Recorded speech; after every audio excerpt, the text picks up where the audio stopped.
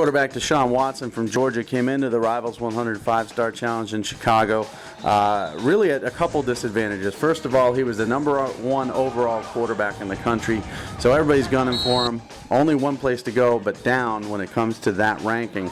And he's a dual threat quarterback as well. And sometimes those guys in 7-on-7 play really struggle because they're used to moving the pocket or, making things happen with their feet and giving themselves a tremendous window to throw. Some of them are more comfortable throwing on the run. And we saw Deshaun Watson's ability to do that in some drills on Saturday. He's very, very good at throwing on the move and rolling out. But I think he did great for a dual threat. And I think he got better as the weekend wore on. I think he was a bit inconsistent on Saturday. At times, throwing the ball behind people, getting his chemistry going with some players. And then every once in a while, he would throw one of the best-looking balls you're ever going to see. I think he throws probably the best spiral and the most catchable football of any of the quarterbacks at the event itself. And he has a very good release. I like it. It's compact. It doesn't drop his shoulder. He doesn't wear down, despite the fact that he's not the biggest guy in the world. He's tall, but he's very thin.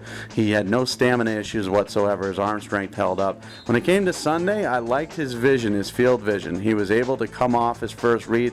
He didn't lock in on one guy as his target. He didn't fall in love with one receiver, which can happen so many times in 7-on play. And he adjusted to different wide receivers. He has a big guy in Bo Scarborough who's just an absolute monster, and a huge Tyler Luatua, another big wide receiver. Milan Richard, another huge target.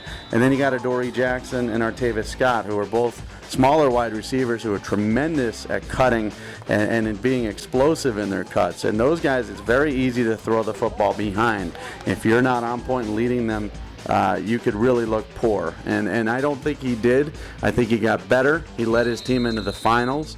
I talked to one of the defensive backs, one of the better defensive backs at the event, and he said the toughest guy to read when it came to figuring out where the football was going to go was Deshaun Watson, because he goes through not only one progression, two progression, but he goes through 3 in 4 seconds. He's that quick and he sees the field that well. So a lot of impressive things. I think he throws a great deep ball as well.